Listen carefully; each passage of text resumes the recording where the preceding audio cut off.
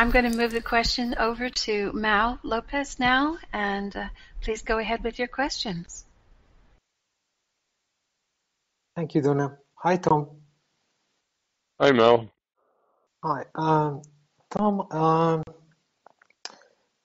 have this question. I am intrigued because as I've been studying and practicing MBT, I suddenly remember that the experience when one has general anesthesia. I don't know if you have gone through that. I've gone through general anesthesia like 3 times in my life, and I am very curious because as I can remember, I mean, one thing is that when we are awake, we are experiencing whatever goes into our consciousness, the data streams that come from the eyes, the ears, the nose, whatever. And while we are sleeping and dreaming, we are receiving a different data stream, all right? Okay, but when we are under general anesthesia, I remember that you are just shut down. You don't receive any data stream whatsoever. I don't remember anything about that. I don't remember even being like in point consciousness or something like that. You just shut down, and the next moment you wake up, and I don't remember even having a sense of time passing. So that led me to question myself and say, well, do we depend on the avatar to have any kind of data stream coming into our consciousness, or what is happening here? Because under those circumstances, I feel that I just disappear from this world. Yeah, well, when we log on to the avatar, okay, we log on, and from then on, after we log on, what that means is the avatar's experience is our experience. Okay, we're a free will awareness unit. We log on, and whatever that avatar experiences is our experience. So yes, we are dependent on the avatar for our experience. It's only what the avatar hears, sees, smells, and whatever in his virtual reality that we hear, smell, and see, because that's what we are, right? We've logged onto that avatar. So the avatar can only function according to the rule set. So if the rule set is such, if the rule set is such that let's say there's just by kind of an accident of biology, the rule set, say, produces very inadequate brain chemistry, then we, as being logged on to that avatar, are going to maybe be confused and have learning disabilities and maybe be depressed or other things because of that biology. In other words, the avatar represents the rule set, and that rule set sets the constraints on what the free will awareness unit can experience. Can only experience what the avatar experiences. So that's how the biology of the avatar affects what the consciousness gets. It's only what the avatar can experience is what we experience. So what happens when you get anesthesia is that chemical blocks the functioning of that avatar's consciousness. It just blocks that, and when that blocks that, you don't get any signals at all. You don't get any data. The reason you don't get into the data is because the avatar is not seeing, hearing, feeling, tasting, or smelling anything. The avatar has a complete zero as far as the data that's being sent to you from the computer represents what that avatar is tasting, smelling, feeling, seeing, and hearing. Well, when they give them that drug, because of the biology, the rule set, that avatar is no longer hearing, seeing, smelling, tasting, hearing anything, which is exactly what you get now as a free will awareness unit. You get zero data. You see? So now when you go out of body, it's because your avatar has learned to relax, clear its mind, let go of the data, get into the being level, and go explore consciousness. It's only because your avatar has learned how to do those things that you, as a consciousness, as a free will awareness unit, gets to experience that out of body. So yes, our experience has to flow through the avatar, which means it has to flow through the rule set, and it has to abide by the biology. So that's what's going on. When your avatar gets given that chemical that affects his way his body works, then your signal, your data, is exactly what he is aware of, which is nothing. So that's why there's no time goes by, nothing else. There is no data because your avatar is no longer aware of anything. And that's because of his biology. Makes that possible. So now so that's your free will awareness unit. Now your IUOC, which is a kind of a higher level, right? Your free will awareness unit is just a piece of that IUOC. Your IUOC is not affected. It's not your it's not your individuated unit of consciousness. It's not your IUOC that is logged on. It's your free will awareness unit that's logged on. So your individuated unit of consciousness can still be aware, can still be, functioning, but that's not what your local consciousness is. Your local consciousness is your free will awareness unit, and that is tied into the experience of your avatar, according to the rule set that defines biology. Okay, Tom. And how does this experience of general anesthesia relates to when we die? I've heard and I've watched some of the videos in which you talk about the experience after we die. But if the avatar is blocked, or in the case when we die, the avatar is shut down as well. Right. What happened? The difference is that when the avatar's under anesthesia, the avatar's still alive and healthy, and you're still logged on. When the avatar dies, you're not logged on anymore. The avatar's dead. There's nothing to log on to. It's no longer a functioning organism.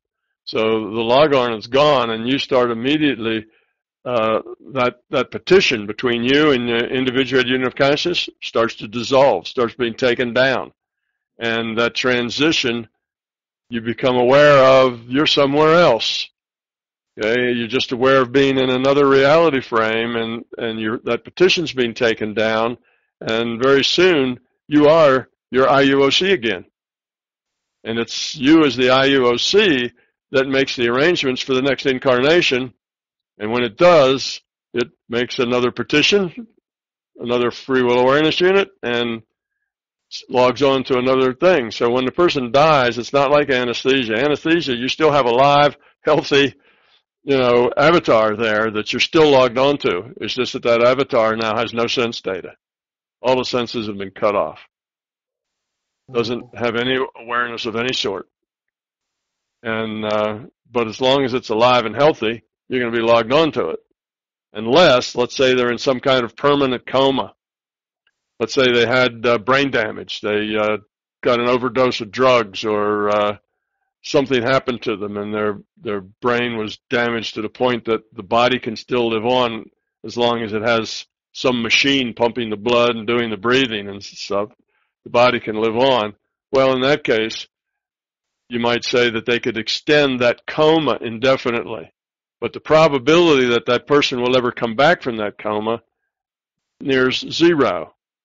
Okay? And they can do that. They'll look at the EEG, and they say if the EEG is like silent, there's nothing going on there, then they know that that person will never come back. If the EEG is still working, then perhaps, they'll be able to regain. Maybe the coma will last for a year, but they'll come back out of it and they'll be able to recover.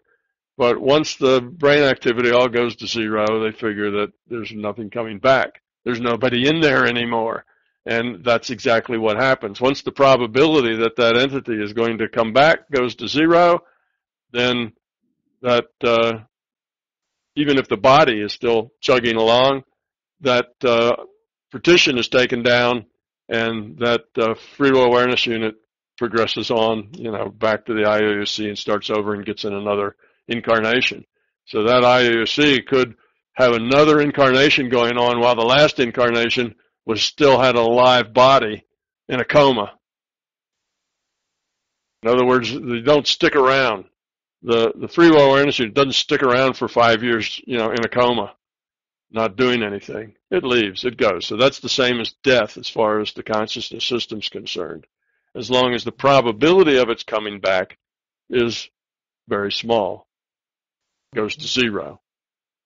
As long as the probability is, well, in an hour the anesthesia is going to wear off and they're going to come back just like they were, well, then that connection remains, that log-on remains. But when that probability goes to zero, then it goes away. Okay, Tom. And following this logic, what do you think would happen if someone is really connected to another PMR? Okay, you're connected to another PMR, and then someone puts you under general anesthesia.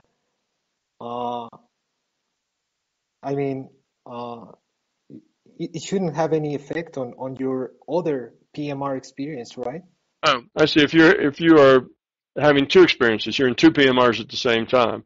Right, you're in right. PMR 1 and PMR 2. So you're here in this physical reality, but you're in some other physical reality as well. Yes. Right. Those are both independent. So there's two. It's the same IUOC has split off two partitions, one for each free will awareness unit. So there's actually two petitions that have been split off. So you have two free will awareness units pulled out of this one IUOC. So what happens to one in one PMR doesn't have any effect on the other one. Two different free will awareness units. Okay. Same right. IUOC. Okay. Yeah, thank you, Tom. Thank you. You're welcome. Can I ask another question, Donna, or? Sure. Do we have? Oh, okay. Well, thank you. Now, the other one is just as well, just out of curiosity. I was thinking that if you have any thoughts about the practical reason that could be behind that we live in a very complicated PMR. In this sense, for example, we come here to learn, to evolve towards love. But why do we need billions of galaxies out there in the sky? I mean, we could be just with the moon and the sun. And what do we need the rest of it for? Or why do we need millions of animal species and plants? And we could do well with three plants and two animal species. And I mean, to learn. Two different questions, and I'll give you two different answers. Okay. The billions of galaxies and trillions of planets and suns and all the rest of it, they're not really there. They're not, if there's nobody there, then there's no data streams going out there. They don't really exist. Our reality only exists in the minds of the players. Okay? That's it. So if we, let's just say, for instance, that we humans here on this planet are all the players. There are no other players. We're it. And if we're it and we're all the players, then all the rest of that stuff is never computed. Except when somebody looks, they see little points of light in the sky. They'll see patterns of things, and they only get that in their data stream as long as they're looking, and as soon as they turn off their telescope, none of it's rendered anymore. So the only thing that's being rendered is by sending the players information. That's how really you render stuff in the virtual realities, by sending information to players. So if we're all the players, then the rest of the universe is never rendered. Except when somebody looks through a telescope, or we look with our eyes, we see a bunch of points of light. They look at a telescope, they see a higher definition of those points of light, and that's it. And as soon as you turn away or the sun comes up and you no longer have points of light in the sky, then they're not being rendered for you anymore, not in your data stream. You see? So there's no waste. There's no waste at all. It's just a few bits. Each point of light costs maybe 2 bits or so to define it, and that's it. So it's not a waste. None of it's computed. Now the other question: where'd all the species? Why do we have 6 million different insects crawling around? And that's because that's just the way this rule set evolved. The rule set was, it started out right with a ball of plasma under high temperature and high pressure, and it expanded, and it became a universe, and within the universe became a planet, and all this is done in the computer. It's all just statistics and things in the computer, but it has this rule set. And under the rule set, there's this planet that had the right stuff to create life, or the system started that, gave it the right stuff, and it evolves. But it evolves however it does. So it starts with amoebas, single-celled things, and then multi-celled things, and then cells with specialization, and it built whatever worked.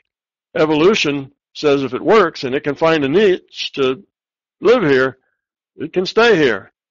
So whatever worked is what we got. So just evolution created all that stuff, and they came long before we did. There were insects and little things, swimming around in the seas long before there was anything out walking around on the land. So eventually stuff walked around on the land, and eventually it ended up looking like us. But all that variation is just there because the rule set supports it, and that's the only reason it has to have. The rule set says it can be there. That's why it is. Now, other things may have evolved under different rule sets and different conditions, but these were the conditions that were, and the rule set that we have, and that's what we got. So we end up with rattlesnakes and other things that you see. Well, what's the purpose of that? Well, it's just there because it is. Because it could be. It just evolved because that was a possibility, and evolution fills up all the possibilities that can survive. So that's why we have all this stuff like that. But as far as the outer space goes, it's never rendered. The reality, our physical reality, only exists in the minds of the players. So if there aren't any players out there, then there isn't anything else out there either. No data streams going anywhere but here, then this is all that's necessary. And then that gets back to a question of how many seats does this simulation need? The larger conscious system has these simulators, just like flight trainer simulators. This is an entropy reduction simulator, but how many seats does it need? After a while, the overhead for maintaining a seat is more than you get back from filling that seat. Right? That's just simple economics. Always works that way. If 2's better and 10's better and 1,000's better, eventually you're going to get to a number. 100 billion is not better because each one has overhead of providing it with a data stream if it's going to play. Well, what do you get back from that 100 billionth seat? Not much. Doesn't change things much. Whether you had that seat or not wouldn't make much difference to the system, but it costs the system something. So you see there's some sweet point of where you have enough seats, just the right amount that you get maximum return from that investment. If you get more seats than that, your investment return goes down because each one still costs you overhead to maintain. So there's only a limited number of seats that are necessary. So how many is that? How many IUOCs does the system need to optimize its lowering of entropy? Well, I suspect that it doesn't need that many. It doesn't need a billion seats.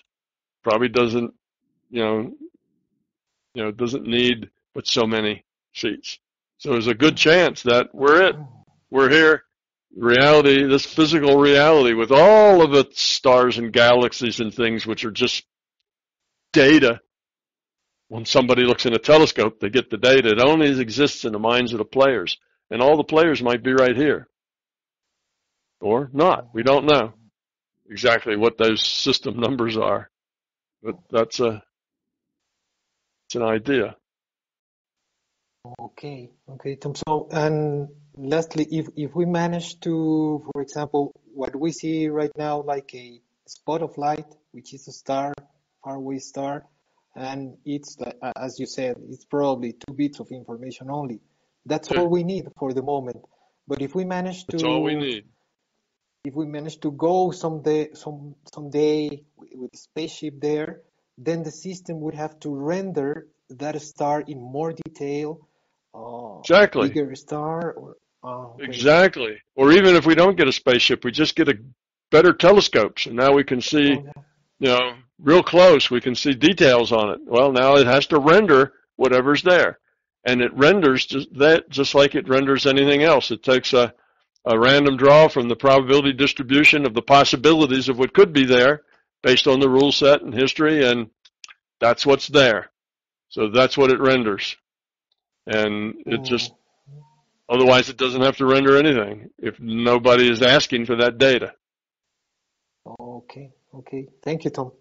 Thank you. Mhm. Mm-hmm. Thanks, everyone. And next we have Polly, who has a couple of questions. Please go ahead, Polly. Thank you, Dana. Hello, Tom. Probably. So, my first group of questions is titled Meditation, Control of Mind, and Trouble with Falling Asleep. I ask these questions because recently I'm often having trouble with falling asleep. I think it is due to some strong intent connected to observing the process of falling asleep, to learn how I can let go of my body and of PMR at will. I hope these 3 short questions of mine, which I find important, will help clarify the issue. You don't have to answer each question separately. Maybe you can sense the general theme. So, first question. For many years, I've had control labeled as bad, especially in the area of meditation and mind. Recently, I changed my view, and now I see control of mind and of my consciousness to be essential responsibility and essential ingredient to have a fulfilled and happy life, as well as being able to explore NPMR. Am I saying this correctly? Maybe. Okay, I can, I can answer that one. The control you need, Polly, is the control that's necessary to let go of control. What I mean by that is that, you don't want to control your mind in the sense that you're in control of everything you think, obviously, or you're in control of everything you experience.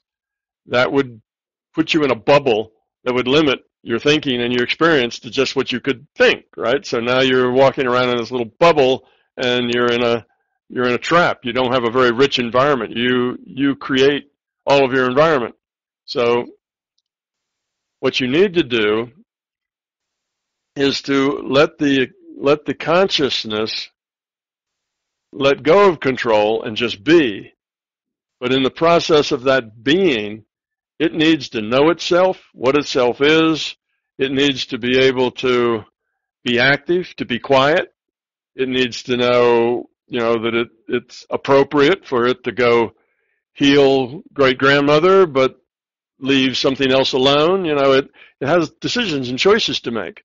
And it has to make these intuitively based on its sense of whether or not it lowers entropy or not.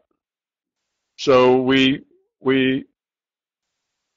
let that system do that without, how can I put it this way, without controlling it arbitrarily. Okay, if the reason that it decides to heal one and not heal another because one of them seems like it's a good thing and the other one seems like that illness is a good thing. The person's going to learn a lot from that illness, and we should maybe stay away from that one. That has to be a decision that's made intuitively from a gathering, from the consciousness kind of gathering all the information. And it gathers it out of the databases. It gathers it from other consciousnesses. It just gets that whole thing, and intuitively it knows the answer of what to do, or it does the best it can with that. So in other words, it's a holistic thing that's still making choices. It still has decisions and choices to make, but it's not making them intellectually based on limited sets of data. I don't know whether I'm being clear or not. So in a sense, you do want to let go and not be in control. On the other hand, you need to allow the processes to become whatever they are.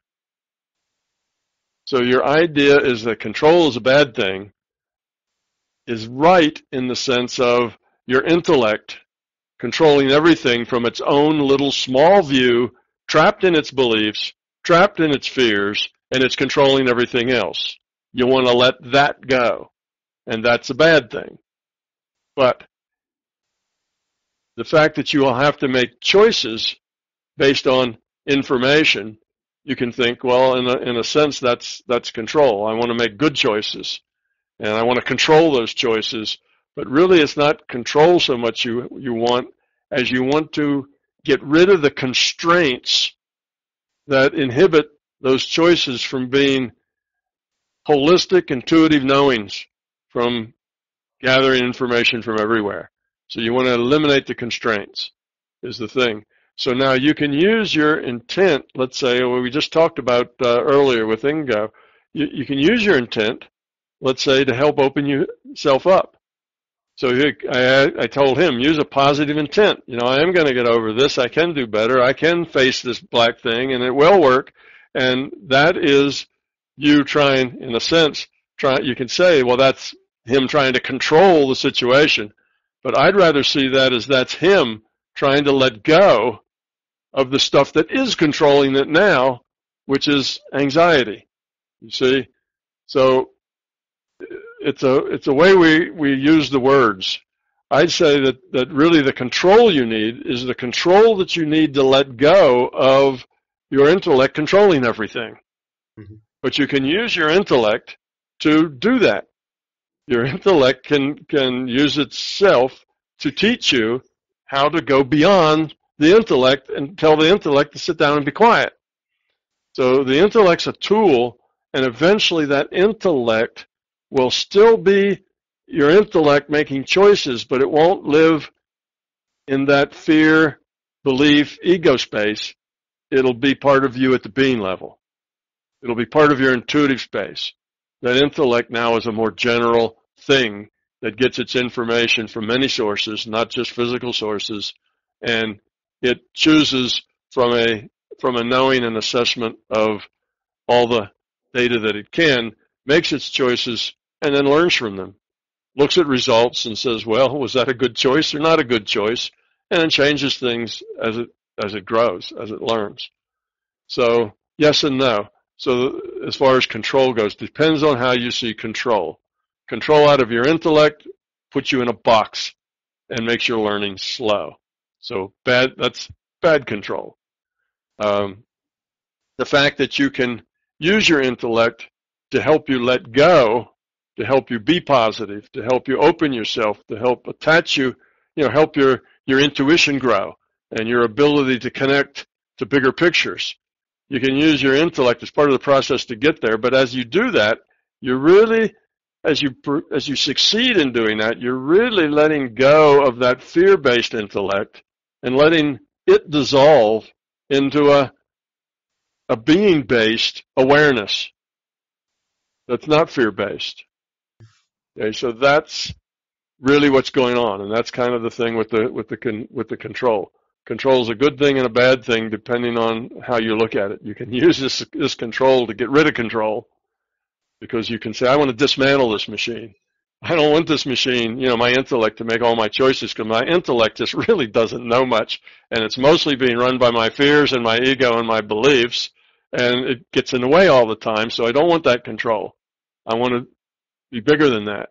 So when you let all that go, basically the absence of control from the fear gives you a sense of choice making from a larger space. And I just call that not an intellectual space, but it's still a thinking space. It's a more connected, more generic space that you live in. But it still doesn't mean you know everything. It just means that you make the best choices you can and you learn from them. But you do that without the ego and the fear and the beliefs. So I don't know if that helps any, whether that, I guess that's an answer that you can only understand if you've been there in the struggle and can get it. Most people probably think that was just double talk and it didn't mean anything, but hopefully you'll find some coherency in it. Yes, I do. Thank you, Tom. And maybe one question that was on my mind for a very long time, which I didn't dare to ask, is I have had a lot of interesting experiences over the years, also thanks to your model, which opened my eyes to the possibilities.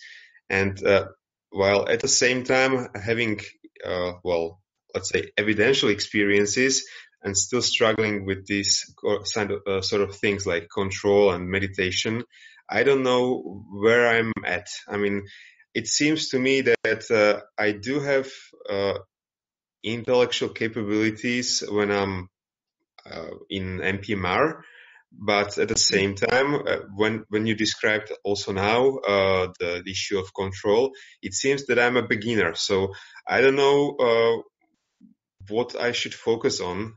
Should I really focus on the first steps as a beginner, or am I just I don't know. I'm lost here. I mean, am I really just a beginner? What's your sense of me in terms of letting go of intellect and having the deeper level of intellect in out of body space? You know, you're like most people. You're struggling with understanding things, you know, from a bigger perspective. You know, it goes right back to the same control thing. Like you tell people, well, first thing you have to do is learn to control your mind. You have to control all those thoughts so that you don't have thoughts in mind all the time. That's why you have to meditate, you know, to learn to control your thoughts. Well, we use that word control, but we don't want to really control our thoughts. What we want to do is stop all the junk that's coming in there and basically letting the mind be without all the stuff in the way. And when we talk about it in our language, we say, well, we're going to control our thoughts. We're going to control, that means we're forcing them to stay away. That's control. We control all those extraneous thoughts, but that's not really the point. We don't want to control the extraneous thoughts. We want to get rid of them. You see, it's not really a matter of control. It's a matter of outgrowing them. It's becoming something bigger than that level. Though we use the word control, yes, first step is to control your thoughts. Your thoughts are out of control and, you know, you can't do anything else. Well, that's just the language we use. But really, we don't want to control them. We want to get rid of them. And it's the same with all the ego stuff. So as long as your stuff is coming not out of the ego, not out of the fear, not out of the beliefs, then it's good. It's who you are. It's authentic. It's you. That doesn't have to be perfect. You can still be a beginner, and you're working on that process of becoming this authentic you that's not really so much in control as it is that it's gotten rid of a lot of the extraneous stuff that gets in the way. It's not really a control as it is a getting rid of stuff, letting things go. So where are you? I'd say that, you know, if we compare you to the average person walking around in the street, you're very advanced. You're way out in front because you're a serious seeker. You're trying very hard to grow up and to learn. And, you know, you find some blind alleys and then you back up and say, well, I think that wasn't so good, so let me try this way.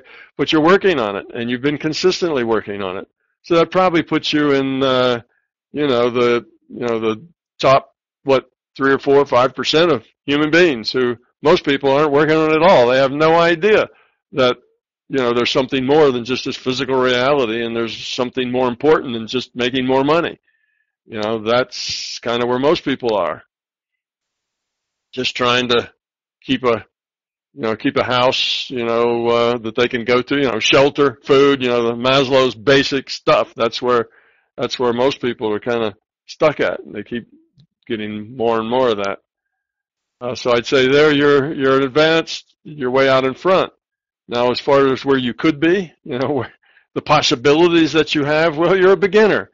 You're just at the beginning of the possibilities that you can, that you will be able to do.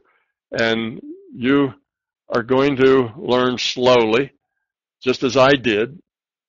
I was a slow learner. You're probably going to be a slow learner too, in the sense that when you are fundamentally logical and left brain and do things by logical process and things have to make sense, then you're going to be a slow learner, because you can only progress as things make sense to you. And if you are right brain, things don't have to make sense.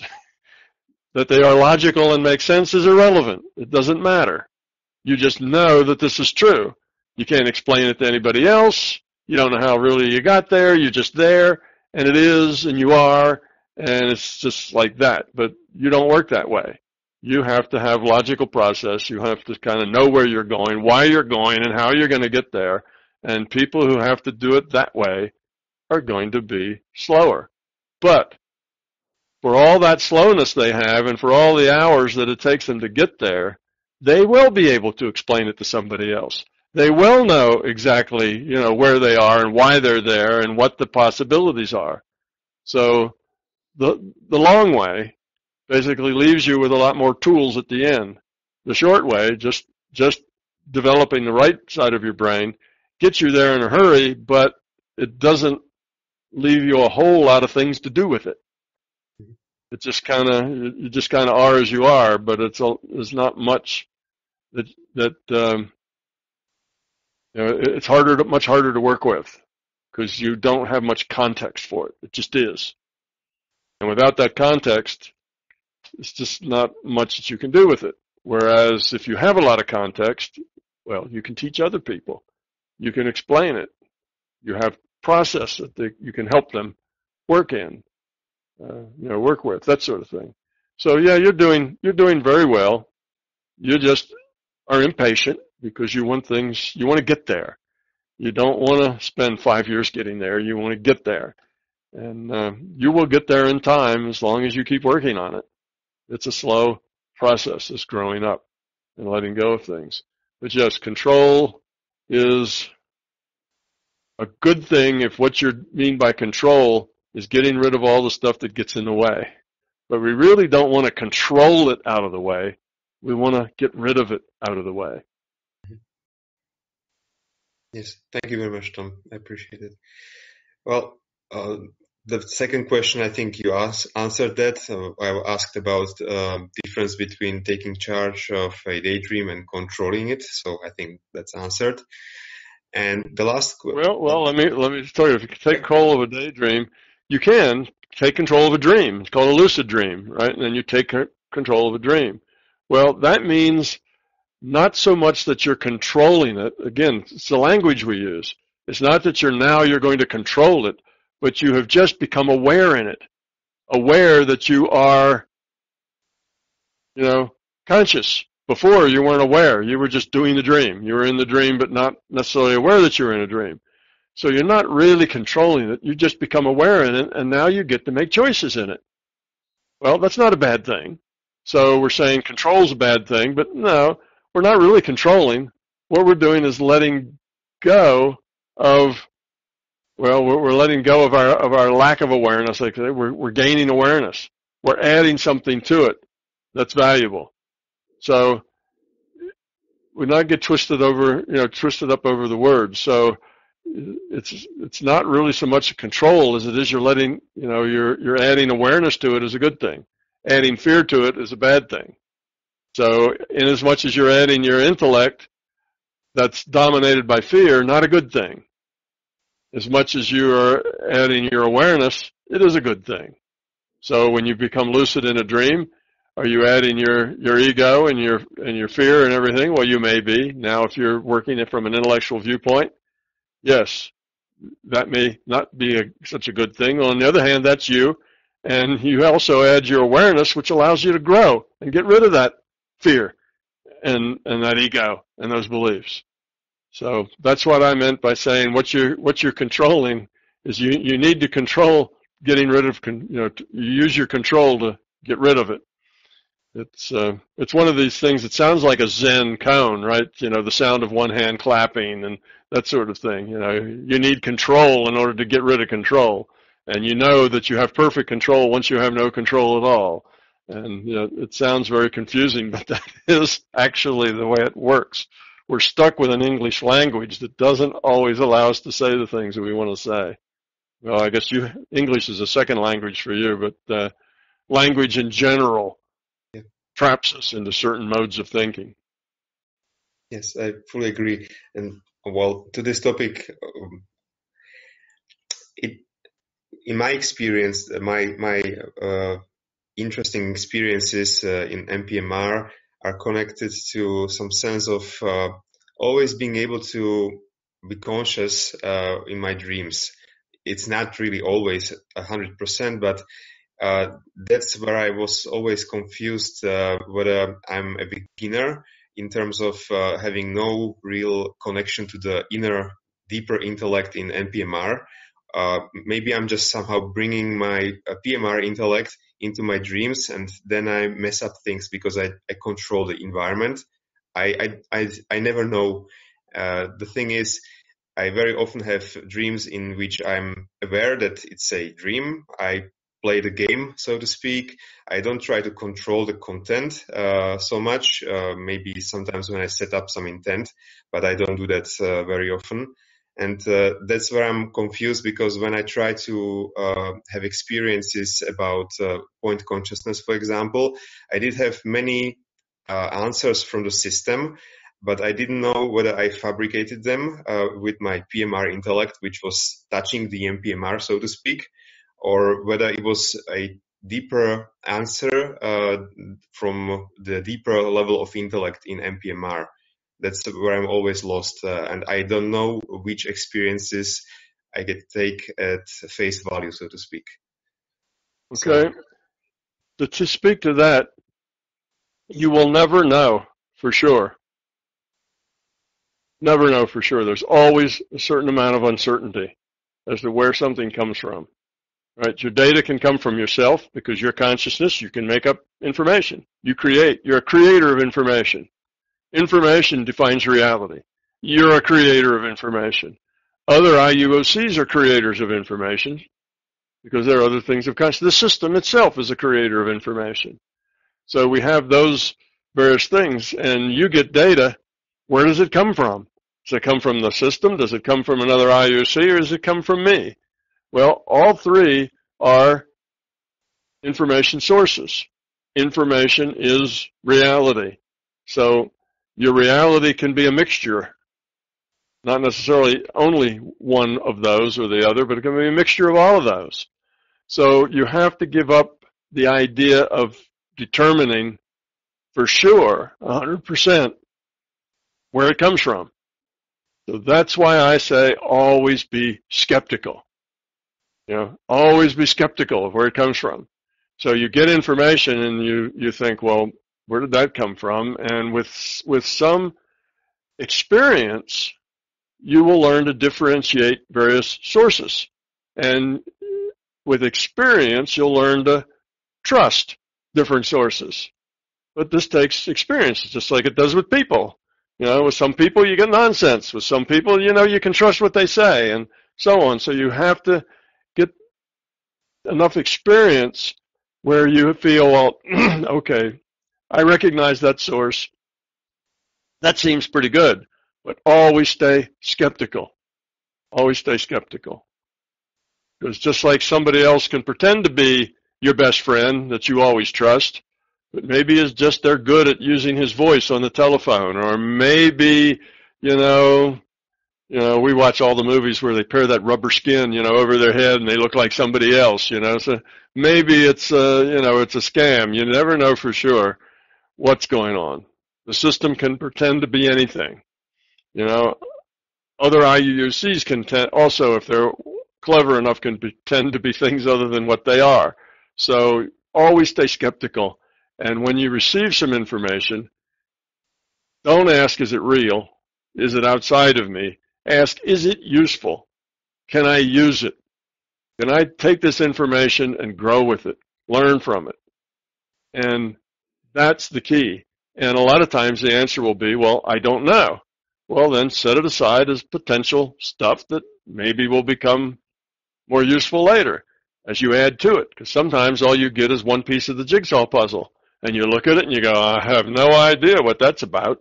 But over time and years, you'll get more pieces of the jigsaw puzzle and it'll start to piece together and make something that you can understand and trust. So don't worry about, is it real? Worry about, can I use it? And over time, you'll have a sense of building trust in some things and no trust in others, but never come to a decision that, where you get rid of your skepticism. Always stay skeptical. You're always responsible for choosing what you do with the information. So that's, sometimes the larger conscious system will send you misinformation on purpose because it thinks that misinformation will help you grow up, will help you see an important point. It only wants you to grow up. And if some misinformation will help you grow up, it will give you misinformation to help you grow up. Often that's done with, it's done for many reasons, but sometimes people will give up their free will to the source. And they'll start letting their intuition or the source or, a pendulum that wobbles around or, the I Ching or coin flipping or something else. They let those things make all their decisions. They can't make a choice without consulting the oracle first and finding out, what the right choice is. Well, when people get that way, they've given up their free will. And often, then the system will give you an answer that tells you to take a long walk off a short pier. And you need to be aware, that it's passion. It'll give you something that gets you in trouble or causes embarrassment or something else. And it's just to make you take your free will back. There's other reasons. If your ego gets really big and gets in the way, you can sometimes be given some information that takes you down a peg, makes you do something really foolish that takes a lot of the hot air out of that ego. So always be skeptical of what you get. And if you don't know what to do with it, just put it aside. Let it sit there. Maybe later it'll be useful. And keep going. But the best thing that you've got, Polly, the thing that's really in your favor is that you've been working on this now for a pretty long time. And you're still interested. You're still focused. You're still trying because you see yourself learning and growing and you see some results. Just not much because you're impatient. You want it to be more, but you're going to continue to work on it. You're committed. And that means to me that you will get there. You'll get to where you would hope to be plus 10 times that far. You'll get to places where you never ever hoped to be because you couldn't imagine them. You just have to be patient.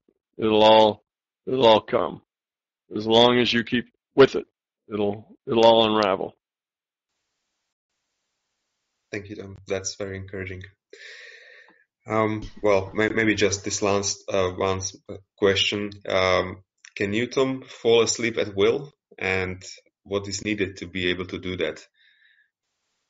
Well, fall asleep at will probably is pretty strong. No, I wouldn't say I do that. In situations where I am needed, where I'm involved, where I'm interacting, I can stay awake almost forever because I'm engaged. If I want to, I generally fall asleep fairly quickly. It doesn't take me long to fall asleep. You just have to let go. Letting go is not easy for some people. They constantly are working on, did I do that right? Should I do this? What about the other thing? They're working on things, and when they do that, when their mind's active, then they don't fall asleep. Or if they do, they get in kind of a half sleep. But I generally just relax, let go, and in a very short time I fall asleep, typically. Now, it wasn't always like that. I've been through periods of my time when there was under a whole lot of stress and things were going on with my work and my family and other things were going on. It was really hard to let go. You'd say, all right, I'm going to let go of this. And there it was right back. So I've been there and done that where it's been hard to fall asleep. You usually don't fall asleep until just about a half an hour before you have to get up. You know, for some reason, the system is very, has a very mean sense of humor there. You fall asleep and you say, oh, it's 5:30. The alarm goes off at 6, and then you fall asleep. But you struggle all the way through the night till you get to 5 o'clock or 5:30. But anyway, people go in and out of phases of that. Depends on what's going on in your mind. But if you get to where you are okay with everything being as it is, and that you're just going to deal with it, and not needing it to be anyway, if you have certain expectations, it's much easier to let go because it doesn't matter. Wherever it is you are, whether things are going good or going bad, it's okay. You'll deal with them. They'll still be here tomorrow. You'll deal with it, and it's okay the way it is. It's like you get to a point where there are no bad answers. They're all just things to deal with, and you can learn from all of them. And when there are no bad answers, then there is no anxiety, because potential bad answers is what causes anxiety. So I'd say that's the thing to let go of, is just to, relax. It'll all start again in the morning. Plenty of time to deal with it then. For now, you just need rest and let it go, and you'll find sleeping's easier. But if you've got something in your mind, something intention, that some way you have to have it or that you want it, that will keep you awake. Thank you, Tom, and thank you, Polly, for bringing your questions here today. Thanks, everyone. We've come to the end of the Fireside Chat, and I'd like to remind you that a link to Oliver's website where you can donate money to the server that he maintains for the Fireside Chat will be there, and I'm sure he would appreciate it. It is a lot of work and a lot of time on his part, and I would appreciate you doing that, and I know Oliver would. I know many of you appreciate the questions and the time that they all spend here on the Fireside Chat, and we hope to see you all the next time. Thank you.